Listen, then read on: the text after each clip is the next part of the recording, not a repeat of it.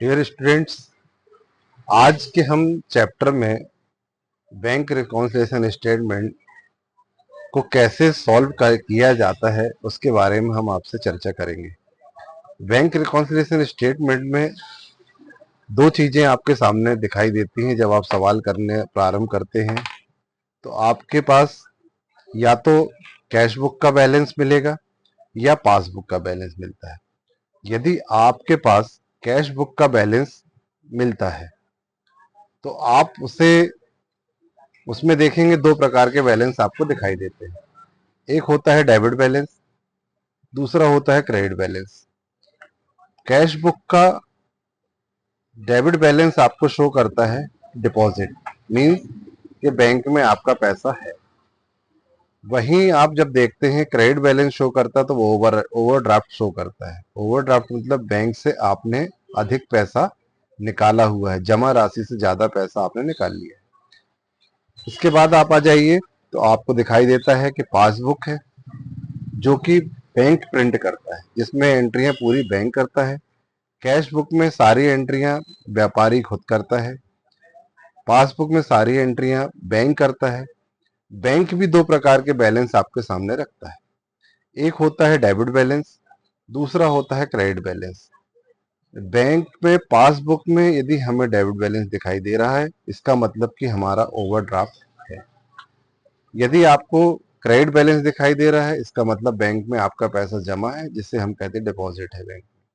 Bank का credit balance और पास cash book का डेबिट बैलेंस। कैश देखिए यहाँ कैश बुक का डेबिट बैलेंस डिपॉजिट शो कर रहा है, वहीं पासबुक का क्रेडिट बैलेंस आपको डिपॉजिट शो कर रहा है। इसका मतलब आप समझिए कि डेबिट, यदि हम कैश बुक को डेबिट बैलेंस बोल रहे हैं तो वहीं पासबुक में वो उसी चीज को क्रेडिट बैलेंस बोला जाएगा। दोनों डिपॉजिट शो हमको हो रहे हैं।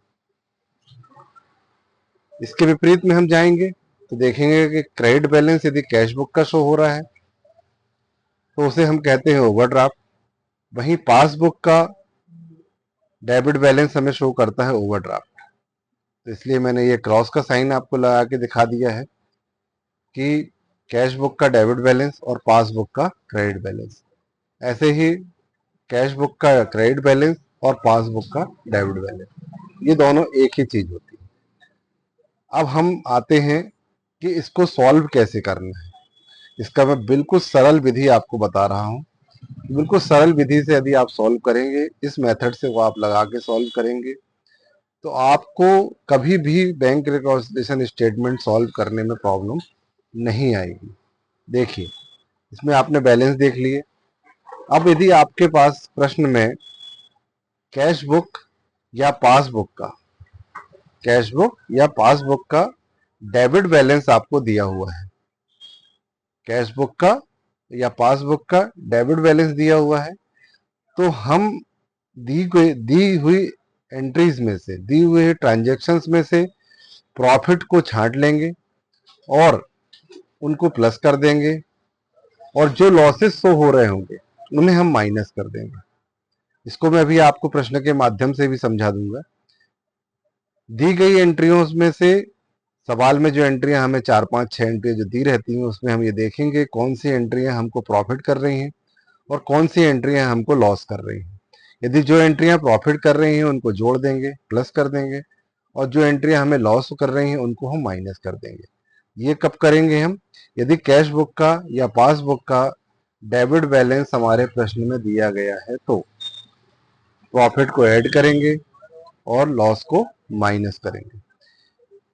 ठीक इसी के विपरीत यदि कैश बुक और पासबुक का क्रेडिट बैलेंस हमारे प्रश्न में शो हो रहा है, हमारे क्वेश्चन में कैश बुक या पासबुक में से का क्रेडिट बैलेंस शो हुआ है, तो उसके विपरीत में हम यहाँ पर करेंगे, प्रॉफिट को हम माइनस करेंगे और लॉस को यहाँ पर हम ऐड कर देंगे। अब प्रॉफिट और लॉस की मैं एक एक दो दो एंट्रियों को आपको एग्जाम्पल के माध्यम से समझा देता हूं। जैसे मान लीजिए आपके क्वेश्चन में दिया हुआ है, एक एग्जाम्पल आप देखिए यहाँ पर कि दिया हुआ है। अब आप यहाँ देखिए, मैंने दो एंट्रियां यहाँ आपको लिख के दिखा रहा हूँ। एक एंट्री लिखी हुई है कि check issued but not present for payment. जैसे किसी व्यापारी ने यदि कोई एंट्री यहां पर किसी अन्य व्यापारी को दी हुई है, एक चेक किसी व्यापारी को दिया हुआ है, लेकिन उसने जिस डेट पर हम बना रहे हैं बैंक रिकॉन्सिलिएशन स्टेटमेंट, उसने हमारे अकाउंट से पैसे को विड्रॉल नहीं किया है, तो ये हमारे लिए क्या कहलाएगा?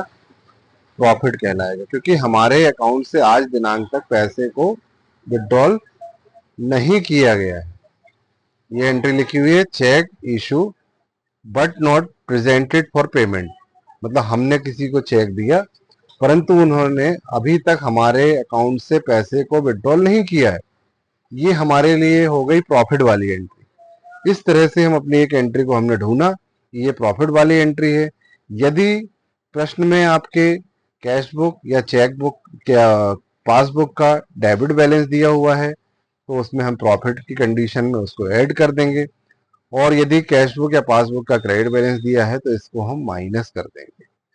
सेकंड एक एंट्री मैंने और लिखी हुई है, check deposit but not yet collected. इसका मतलब जब किसी व्यापारी ने हमें चेक दिया हुआ है, हमारे व्यापार में चेक आया, हमने उसको बैंक में जमा कर दिया, परंतु जिस डेट पर हम बैंक रिकॉन्सिलिएशन स्टेटमेंट बना रहे हैं उस डेट तक हमारे पास पैसा नहीं आया है। जब पैसा नहीं आया है तो इसका मतलब है कि हमको इस बात का क्या हुआ है? लॉस हुआ है। तो लॉस के लिए यहां मैंने शो किया पहले से कि कैश बुक या पासबुक का डेबिट बैलेंस होगा, तो और लॉस हो तो उसको माइनस कर दीजिए। कैश बुक या पासबुक का क्रेडिट बैलेंस हो तो लॉस को प्लस कर दीजिए। ये बात मैंने आपको प्रॉफिट लॉस के माध्यम से समझाई, इसे आप फिर से देख लीजिए।